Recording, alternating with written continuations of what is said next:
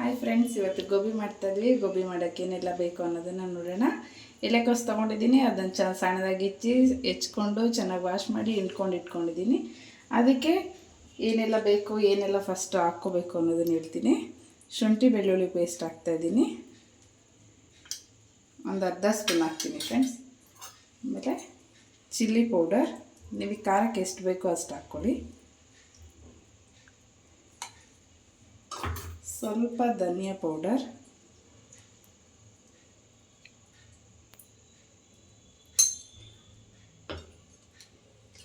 Garam masala powder ಒಂದು ಅರ್ಧ spoon ತೊಗೊಂಡಿದ್ದೀನಿ.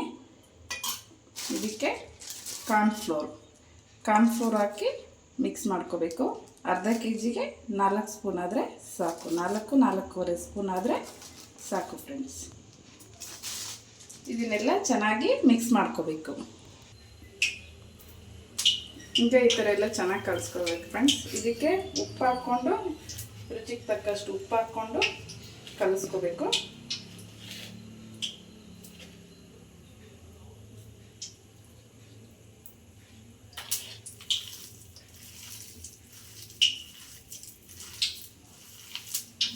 ಬೋಂಡಾ ರೀತಿ ಈ ಥರ ಕಲಿಸ್ಕೋಬಾರ್ದು, ಗಟ್ಟಿಯಾಗೇ ಇರಬೇಕು. ಇದನ್ನು ಕಲಿಸ್ಕೊಂಡಾದ್ಮೇಲೆ ನಾವು ಒಂದು ಕಡೆ ಎಣ್ಣೆ ಕಾಯಕ್ಕೆ ಇಟ್ಟಿದ್ದೀವಿ. ಎಣ್ಣೆಯಲ್ಲಿ ಕರ್ಕೊಳ್ಳೋಣ. ಎಣ್ಣೆ ಕಾಯ್ತಾ ಇದೆ. ಎಣ್ಣೆ ಕಾಯೋದಕ್ಕೆ ಚಿಕ್ಕ ಚಿಕ್ಕ ಉಂಡೆಗಳನ್ನು ಬಿಟ್ಕೊಳ್ಳೋಣ.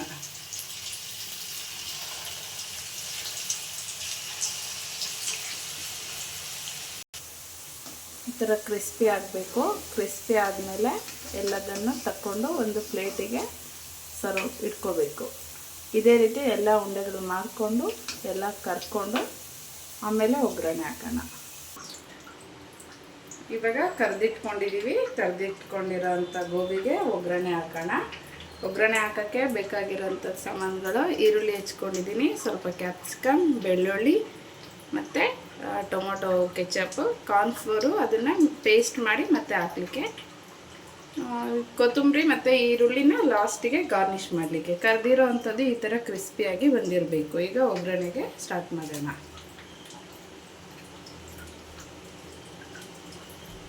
ಸ್ವಲ್ಪ ಎಣ್ಣೆ ಹಾಕ್ಕೊಂಡಿದ್ದೀವಿ, ಅದು ಕಾದಿರುತ್ತೆ. ಆವಾಗ ಸ್ವಲ್ಪ ಬೆಳ್ಳುಳ್ಳಿ ಹಾಕ್ತೀವಿ.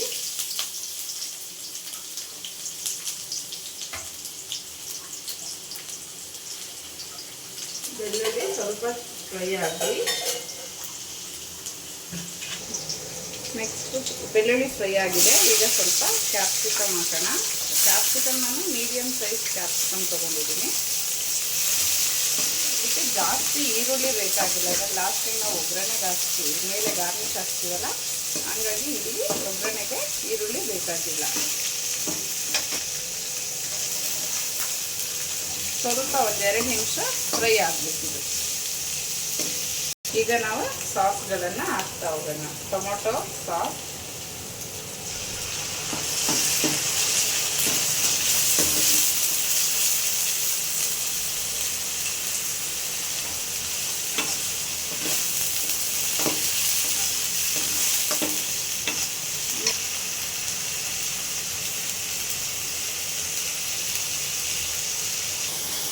ಸ್ವಲ್ಪ ಫ್ರೈ ಆಗಿದೆ. ನಾವೇನು ಮಾಡಿದ್ವಿ ಅಂದರೆ ಕಾರ್ನ್ಫ್ಲೋರ್ ಸ್ವಲ್ಪ ತೊಗೊಂಡು ಅದಕ್ಕೆ ನೀರು ಮಿಕ್ಸ್ ಮಾಡಿಕೊಂಡು ಹಾಕ್ತಾಯಿದ್ವಿ. ಇದೇನಂತಂದರೆ ಸ್ವಲ್ಪ ತಿಕ್ ಪೇಸ್ಟ್ ಬರುತ್ತೆ. ಅದಕ್ಕೋಸ್ಕರ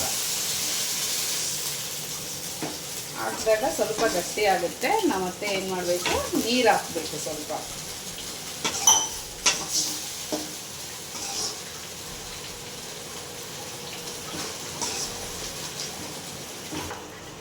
ಚಿಲ್ಲಿ ಪೌಡರು ನಾವು ಆಗಲೇ ಸ್ವಲ್ಪ ಹಾಕಿದ್ದೀವಿ, ಮಿಕ್ಸ್ ಮಾಡ್ಕೊಂಡಿದ್ದೀವಿ. ಇವಾಗ ಸ್ವಲ್ಪ ಟೇಸ್ಟಿಗೆ ಮತ್ತು ಸ್ವಲ್ಪ ಉಪ್ಪು, ಧನಿಯಾ ಪೌಡರು, ಚಿಲ್ಲಿ ಪೌಡರು ಮತ್ತು ಸಾಲ್ಟು ಆಗಲೇ ಕೂಡ ಹಾಕಿದ್ದೀವಿ. ನೋಡಿಕೊಂಡು ಹಾಕ್ಬೋದು, ರುಚಿಗೆ ಎಷ್ಟು ಬೇಕೋ ಅಷ್ಟು. ನಾವು ಯಾವುದೇ ರೀತಿ ಕಲರ್ ಕೂಡ ಬಳಸ್ತಾ ಇಲ್ಲ. ಇದೆಲ್ಲ ಸ್ವಲ್ಪ ಫ್ರೈ ಆದಮೇಲೆ ನಾವು ಮಾಡಿಟ್ಕೊಂಡಂಥ ಡ್ರೈ ಗೋಬಿ ಹಾಕ್ಬಿಟ್ಟು ಮಿಕ್ಸ್ ಮಾಡೋದು.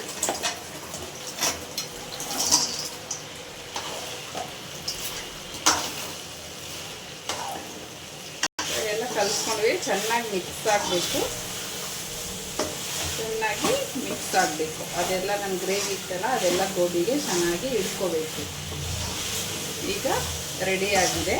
ಇದನ್ನು ನಾವು ಪ್ಲೇಟ್ಗೆ ಸರ್ವ್ ಮಾಡ್ಕೊಳ್ಳೋಣ.